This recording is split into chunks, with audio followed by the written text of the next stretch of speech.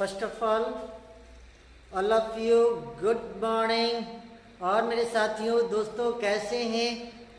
बहुत खूब, बहुत अच्छे होंगे। यहाँ तक आशा मैं कर रहा हूँ कि आप मेहनत से लगन से पढ़ाई कर रहे होंगे। तो आइए आज मैं आप लोगों के लिए लेकर आया हूँ टेंस का अगला भाग। प्रेजेंट इंडेफिनिट टेंस को मैं शुरू से बताने की कोशिश करूंगा। और आज ये जो टेंस का जो क्लास होने वाला है बहुत ही इम्पोर्टेंट होने वाला है, बहुत ही इम्पोर्टेंट होने वाला है और बहुत ही ज़बरदस्त होने वाला है। इसलिए पहला क्लास को ना छोड़ें और रेगुलरिटी के साथ पढ़ाई करते चलें।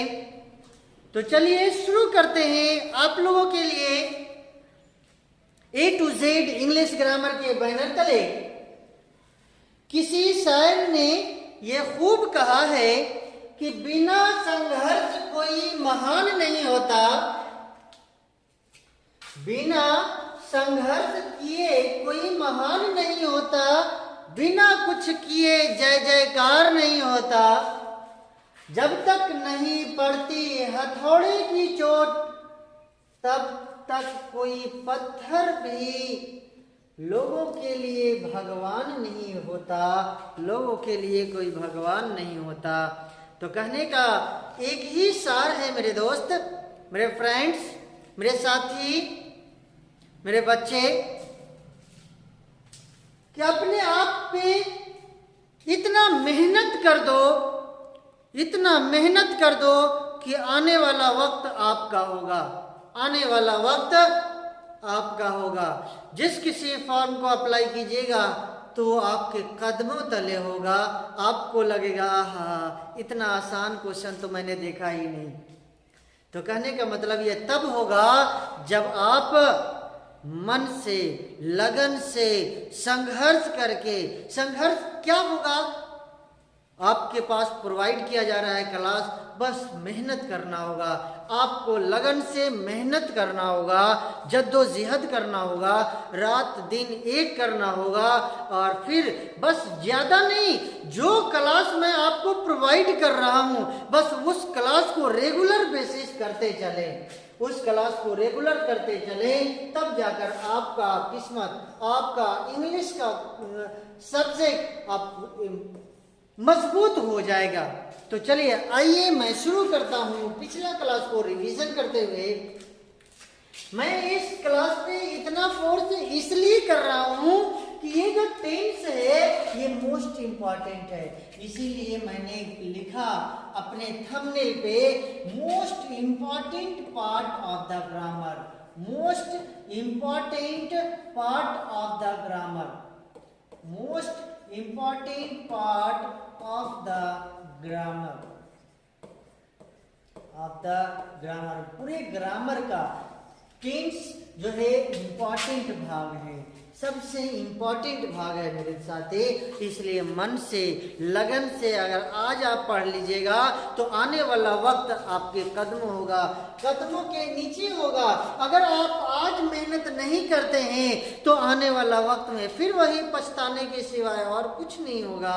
इसलिए वक्त को जाया न करें, बर्बाद न करें, इसको मन और लगन से मेहनत करें।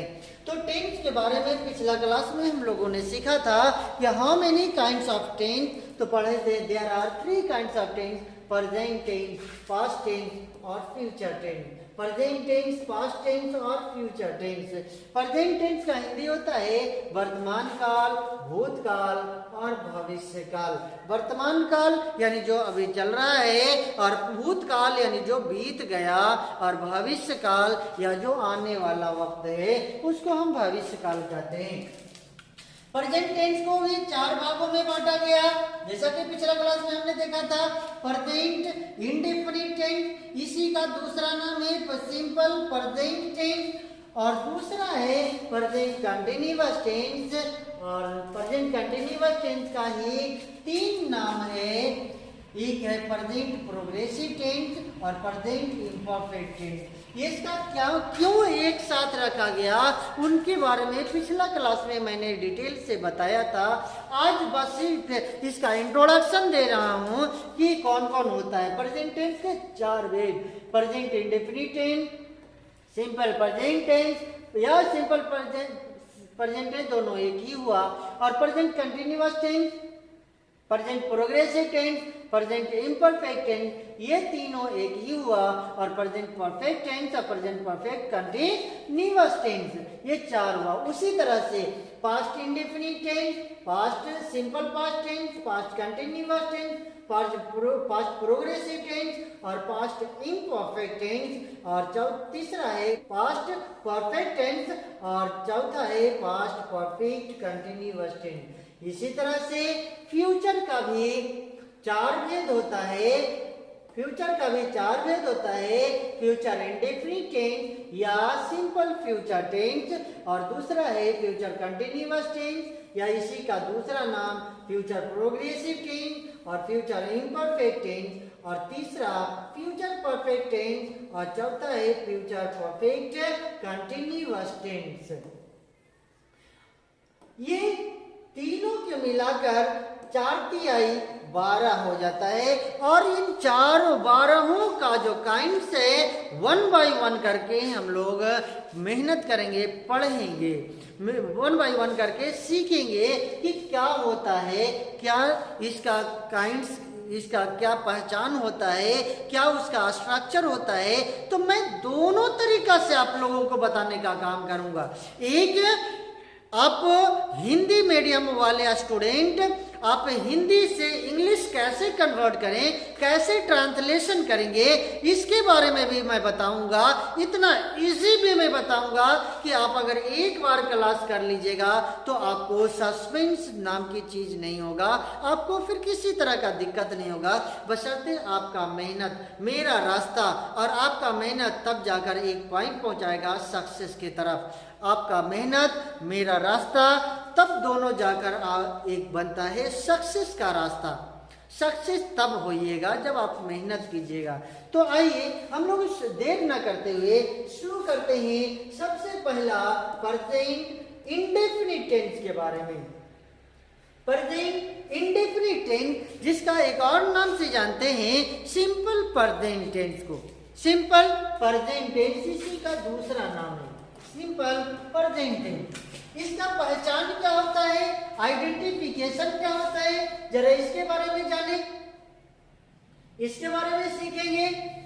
आइडेंटिफिकेशन यानी पहचान होता है कि जिस हिंदी वाक्य की क्रिया के अंत में ता है, ती है, ते हो, ता हूं, ती है इत्यादि लगा रहे तो उस वाक्य को प्रेजेंट इंडेफिनिट टेंस का वाक्य कहेंगे।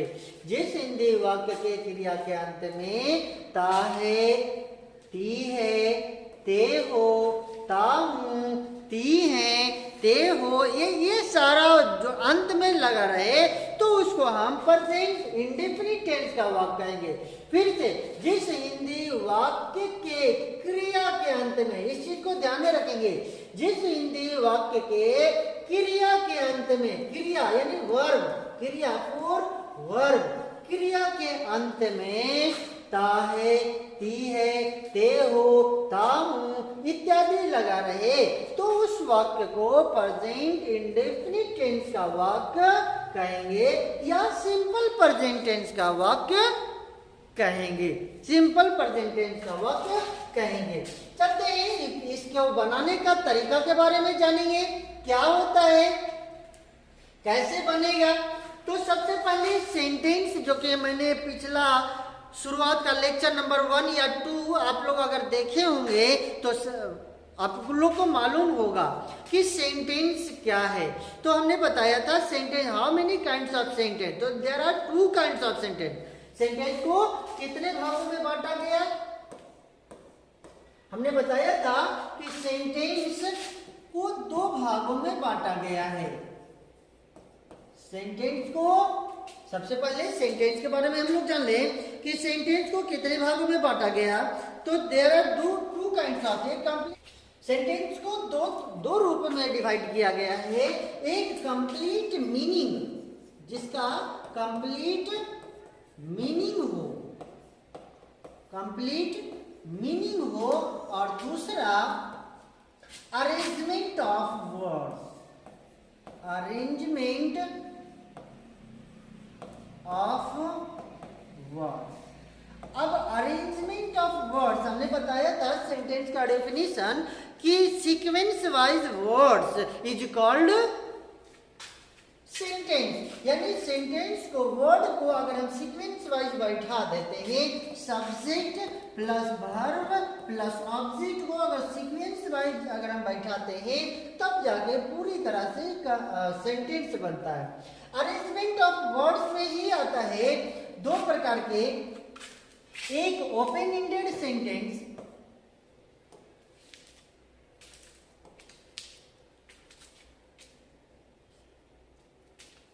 सेंटेंस को कितने भागों में बांटा गया, एक assertive sentence, assertive sentence, sentence, और दूसरा है interrogative sentence, interrogative sentence, interrogative sentence. Assertive sentence को दो भागों में, एक पॉजिटिव सेंटेंस को अफर्मेटिव सेंटेंस के नाम से भी जानते हैं। पॉजिटिव सेंटेंस को अफर्मेटिव सेंटेंस के नाम से, अफर्मेटिव सेंटेंस के नाम से भी जानते हैं। और दूसरा है निगेटिव सेंटेंस, जिसमें नकारात्मक वाक्य हो। और इंट्रोगेटिव सेंटेंस को भी दो भागों में बांटा गया, एक open ended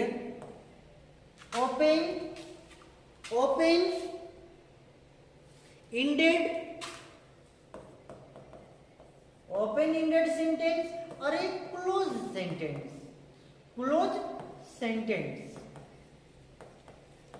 open ended sentence और close ended sentence, open ended sentence और close ended sentence, close ended sentence. तो ओपन इंडेड सेंटेंस क्या है, क्लोज इंडेड सेंटेंस क्या है, इन सब के बारे में भी हम लोग जाने। क्लोज इंडेड सेंटेंस जिस वाक्य में यस या नो का सवाल हो, क्या मैं खाता हूं, क्या मैं पढ़ता हूं, तो यस या नो वाले सेंटेंस को हम बोलते हैं क्लोज इंडेड सेंटेंस। और ओपन इंडेड सेंटेंस में ही आता है WH word.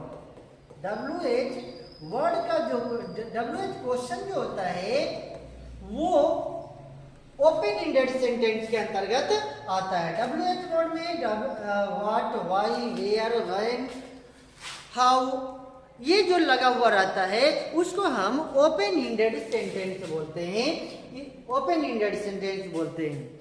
Open ended sentence को भी दो भागों में बांटा, एक इंट्रोगेटिव में और एक इंट्रोगेटिव में। अब चलते हैं हम लोग बनाने का तरीका के बारे में जानेंगे।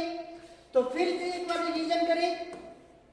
सेंटेंस दो भाग में होता है, एक कंप्लीट मीनिंग, एक arrangement of word. Arrangement of word यानी सब्जेक्ट, वर्ब और ऑब्जेक्ट हो।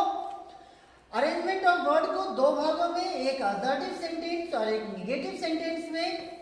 असर्टिव सेंटेंस को दो भागों में, पॉजिटिव सेंटेंस कहिए या अफर्मेटिव सेंटेंस कहिए, और दूसरा निगेटिव सेंटेंस होता है, निगेटिव सेंटेंस होता है। और इंट्रोगेटिव सेंटेंस को दो भागों में, ओपन इंडेड सेंटेंस और क्लोज इंडेड सेंटेंस में। क्लोज इंडेड सेंटेंस को यस या नो वाले सवाल में रखा गया है और ओपन इंडेड सवाल में WH वर्ड को रखा गया है।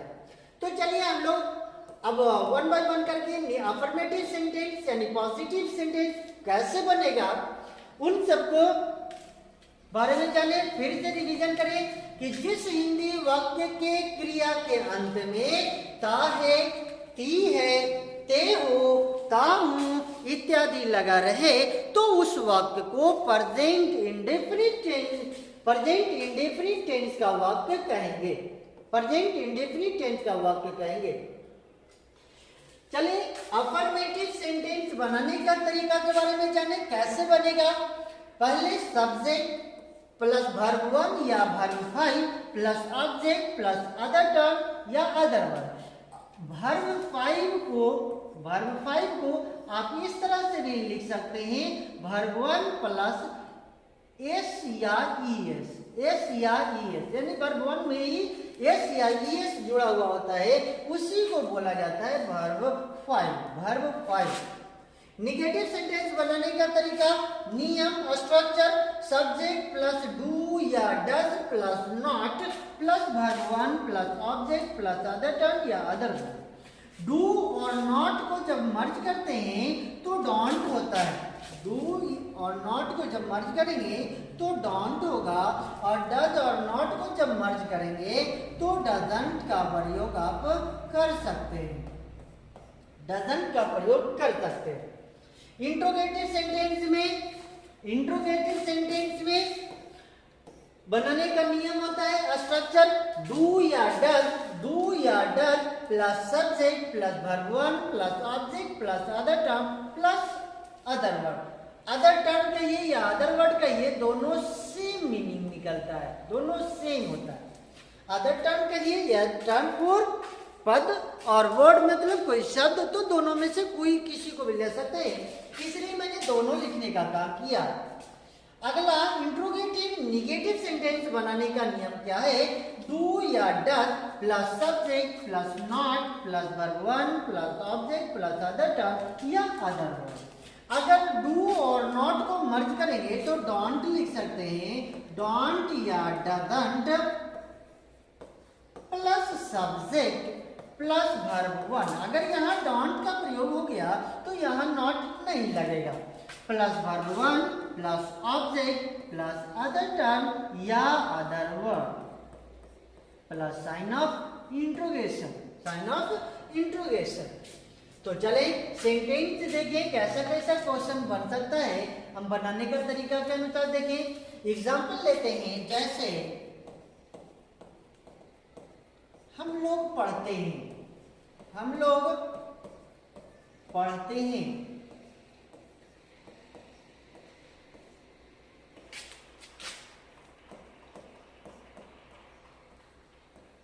अब ता है, ती है, ते है लगा हुआ है, पढ़ना भर्ब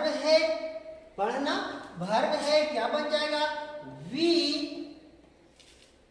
रीड। हम लोग पढ़ते हैं, वी रीड। इसी का अगर हम निगेटिव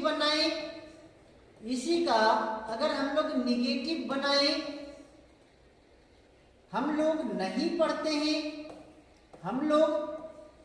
पढ़ते हैं, तो क्या हो जाएगा,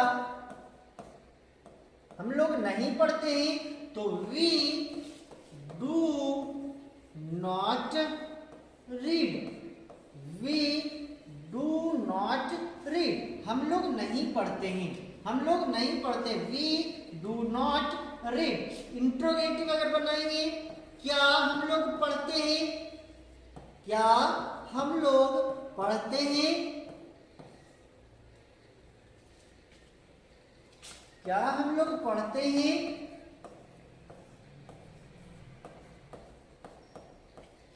तो क्या हो जाएगा,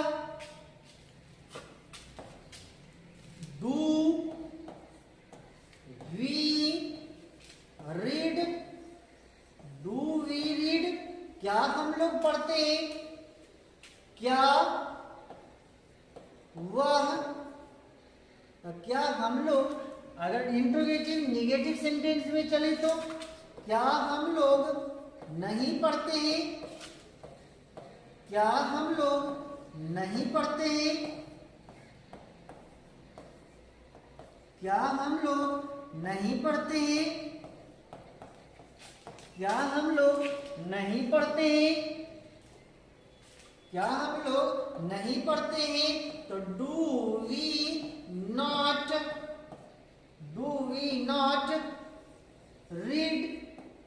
या इसी को अगर आप बना सकते हैं तो don't we read, don't we read.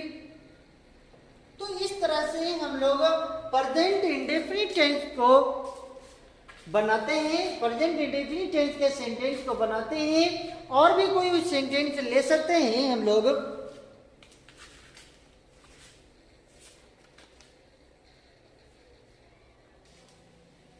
Radha नाचती है, राधा नाचती है।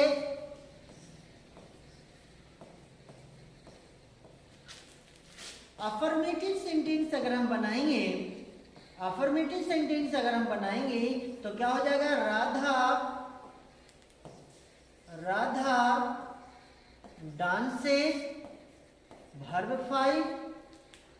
निगेटिव सेंटेंस अगर हम बनाते हैं तो राधा डज नॉट डांस। और इंट्रोगेटिव सेंटेंस अगर हम बनाएंगे, डज, सबसे पहले डज आ जाएगा। Does Radha dance, sign of interrogation. और इंट्रोगेटिव निगेटिव में डज राधा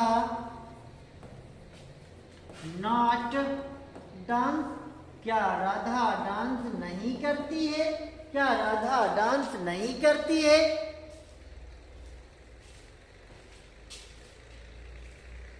क्या राधा डांस नहीं करती है?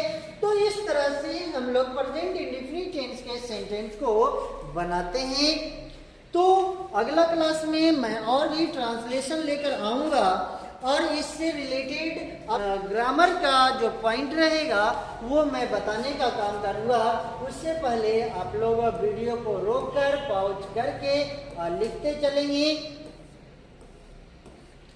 इसीलिए फिर से शायरी पे आप लोग ध्यान रखेंगे। बिना संघर्ष कोई महान नहीं होता, बिना संघर्ष कोई महान नहीं होता, बिना कुछ किए जय जयकार नहीं होता। जब तक नहीं पड़ती हथौड़े की चोट, तब तक पत्थर भी कोई लोगों के लिए भगवान नहीं होता, लोगों के लिए भगवान नहीं होता। तो वीडियो को पॉज करके और लिखते चलेंगे।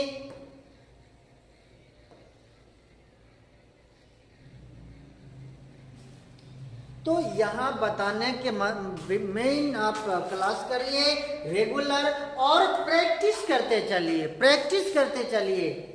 जितना प्रैक्टिस आप करेंगे उतना ही आपको अंदर शार्पनेस आएगा। प्रैक्टिस करते चलिए, प्रैक्टिस करते चलेंगे।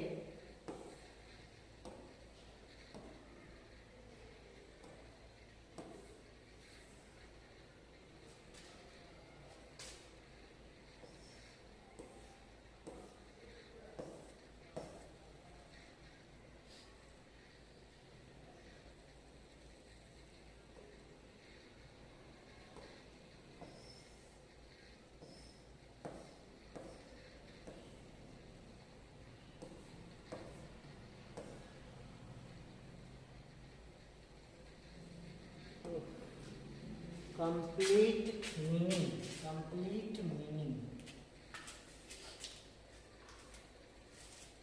Complete meaning, TE।